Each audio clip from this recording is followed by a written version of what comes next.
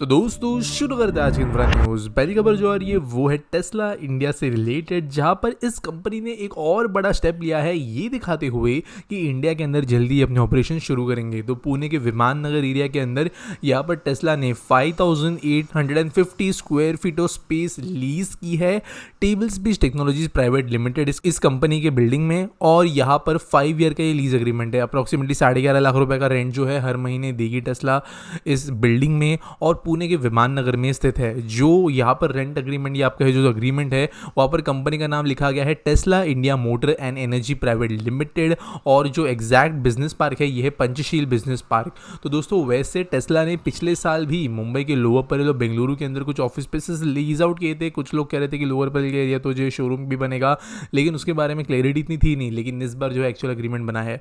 इसका मतलब ये है कि टेस्ला के एग्जीक्यूटिव जो इंडिया में आए थे कुछ दिनों पहले, बातें हुई थी मिनिस्ट्रीज के, उसके बाद में टेस्ला अब एक एक करके ग्राउंड लेवल पे स्टेप्स बढ़ा रहा है टेस्ला को इंडिया में लॉन्च करने के लिए। अगली दोस्तों जो खबर आ रही है वो है प्रधानमंत्री ग्राम सड़क योजना से, जहां पर हमारे यूनियन मिनिस्ट्री के द्वारा ग्रांट कर दिए गए हैं 91 रोड्स के अप्रूवल का परमिशन, जिसके अंदर 30 लॉन्ग स्पैन ब्रिजेस भी होंगे जो कि टोटल 720.75 किलोमीटर के लेंथ में होंगे। तो यहाँ पर इंपॉर्टेंस खबर की इसलिए है क्योंकि ये सारे अरुणाचल प्रदेश के अंदर मौजूद रहेंगे, और यहाँ पर बॉर्डर एरियाज की सेंसिटिविटी, जो टेरेन डिफिकल्ट वाला एरिया है वहाँ पर ये सारे रोड बनकर लोगों को कनेक्टिविटी दिलाएगी और नेशनल सिक्योरिटी में मदद करेंगे। अगली खबर दोस्तों जो आ रही है वो है महाराष्ट्र की ITES पॉलिसी 2023 से रिलेटेड, जिसने एक फ्रेमवर्क सेटअप किया है महाराष्ट्र के अंदर IT कंपनीज और IT सेक्टर के अंदर और ज्यादा ग्रोथ दिखाने के लिए। तो करेंटली दोस्तों बेंगलुरु हैदराबाद के बाद में जो बिगेस्ट IT इंडस्ट्री देश के अंदर एग्जिस्ट करती है वो पुणे महाराष्ट्र में एग्जिस्ट करती है। मुंबई के अंदर भी एक डिसेंट साइज की IT इंडस्ट्री है, लेकिन अब इसी रेस में या इसी कंपटीशन में महाराष्ट्र का पोजीशन ज्यादा स्ट्रांग बने,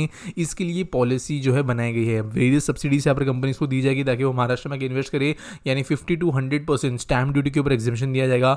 15 से 10 साल के लिए इलेक्ट्रिसिटी चार्जेस वेव ऑफ करने की यहाँ पर बात लिखी गई है। 3.5 मिलियन जॉब्स से क्रिएट होंगे ऐसे कहा गया है। गवर्नमेंट जो है कंपनीज जो इतना बड़ा इन्वेस्ट करेंगी उतने बड़े उनको सब्सिडीज देगी, ताकि ज्यादा से ज्यादा अट्रैक्शन के साथ में ये कंपनीज यहाँ पर आगे इन्वेस्ट करें। अगली खबर दोस्तों जा रही है वो है जापान के डिस्को कॉर्पोरेशन से रिलेटेड, जिन्होंने कहा कि वो एक क्लाइंट सेंटर इंडिया में सेटअप करेंगे उनके कस्टमर बेस को यहाँ पर सपोर्ट प्रोवाइड करने के लिए। तो दोस्तों सेमीकंडक्टर इंडस्ट्री आप जानते हो देश के अंदर धीरे धीरे बढ़ने वाली है। डिस्को ग्रुप जो है वो लेबोरेटरी ऑपरेशंस करता है, इनके एप्लीकेशंस होते हैं, टेस्ट वगैरह होते हैं, और कस्टमर अगर कोई एक्सपेरिमेंटल टेस्टिंग एंड प्रोसेसिंग करवाने बोलता है तो ये भी इनका एक बड़ा बिजनेस है इंडिया में। क्योंकि अब सेमीकंडक्टर इंडस्ट्री बढ़ने के कार पर है, तो यहाँ पर ऑब्वियसली जो कंपनीज आएगी उनको भी ऐसे सर्विसेज की नीड होगी, और इसलिए इस कंपनी ने इंडिया में सेंटर खोलने का डिसीजन लिया है। ये इस तरीके का आप कह सकते हो एक काम हो रहा है जहाँ पर कहीं पे अगर कोई चीज़ की खान खुदी है या खदान बनी है तो वहाँ पर ऑब्वियसली जो फावड़े है, बुलडोजर है, उन चीज़ों की डिमांड बढ़ेगी, और ये कंपनी उस टाइप का काम करती है। अगली दूसरी खबर जो आ रही है वो है भुवनेश्वर से,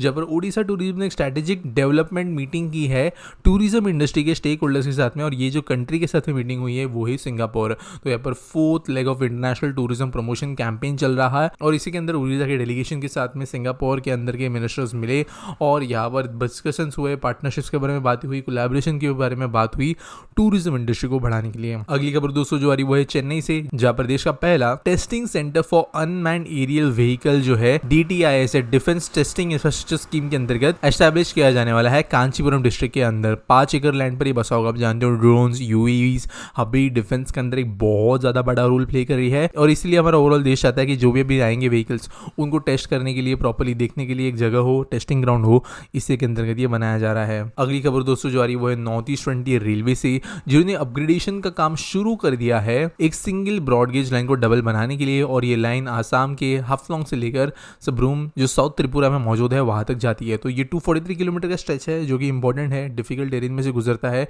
और अभी इसका डबलिंग का काम ऑन ग्राउंड शुरू हो गया है। डबलिंग होने के बाद में ऑब्वियसली ट्रेन फ्रीक्वेंसीज तो बढ़ी पाएगी, लेकिन साथ साथ अगरतला से लेकर गंगा सागर तक का जो रूट है जो बांग्लादेश में जाने वाला है वो रूट भी बहुत ज़्यादा बेहतर तरीके से ऑपरेट हो पाएगा। यहाँ पर कुछ एयरपोर्ट जो बनने वाले हैं, कैराश शहर एयरपोर्ट वगैरह, उसमें से आने वाले ट्रैफिक को भी इस रेल लाइन की वजह से, कनेक्टिविटी की वजह से बेहतर फायदा मिलेगा, और मल्टीपल इफेक्ट्स इसके अच्छे होंगे। आज के एसपीडी सवाल के बारे में बात करें तो सर कॉमिक्स पूछते हैं, why government doesn't form a single authority for city roads and development and other developmental works, why still heavily corrupted PWD has given power for this works. We need the single authority like NHAI which works for the nation. तो देखो यार PWD department की अगर history देखें ना तो ये British काल में शुरू हुई थी.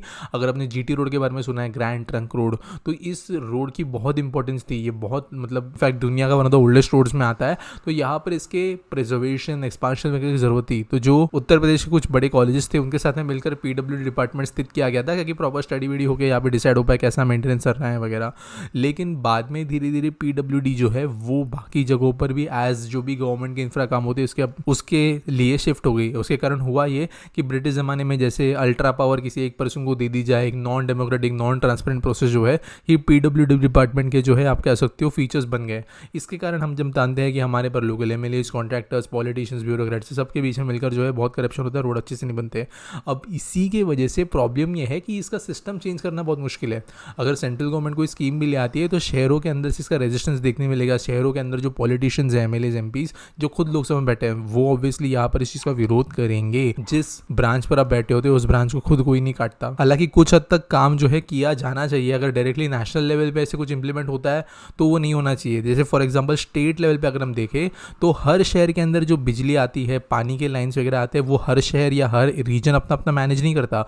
वो जनरली जो है पूरा का पूरा स्टेट लेवल पे एक ही सिस्टम होता है. जैसे महाराष्ट्र में MSCB है या पानी के लिए अलग अलग जो बॉडीज होती है वो होता है. तो मेरे हिसाब से शहर लेवल पे तो इम्प्लीमेंटेशन जो PWD का होता है वो गलत है. लेकिन एक स्टेट लेवल पे पहले हम काम शुरू कर सकते हैं. जैसे महाराष्ट्र में MSRDC है, वो हाईवेज एक्सप्रेसवेज बनाने का काम बहुत अच्छे से कर लिया, बहुत सक्सेसफुली कर रही है. तो ऐसी डिपार्टमेंट को अगर सिटी रोड्स का काम भी दिया जाता है इनिशियली तो ये एक बहुत अच्छी चीज़ होगी. हालांकि फ्यूचर में इसका यूनिफिकेशन देखने मिल सकता है, लेकिन एटलीस्ट स्टेट लेवल्स पे पहले जो है यूनिफाइड बॉडीज़ बनना ज़रूरी है. गवर्नमेंट जो है जैसे मैंने कहा खुद जो है इस चीज़ के अंदर जो आने वाला पैसा है उस चीज़ को रोकना नहीं चाहिए और इसके लिए काम जो है ठीक से नहीं होंगे. उम्मीद करता हूँ आपको सवाल का जवाब मिल गया होगा. आपके पास कोई सवाल है आप नीचे मुझे कमेंट्स में पूछ सकते हो. मिलेंगे अगले वीडियो में.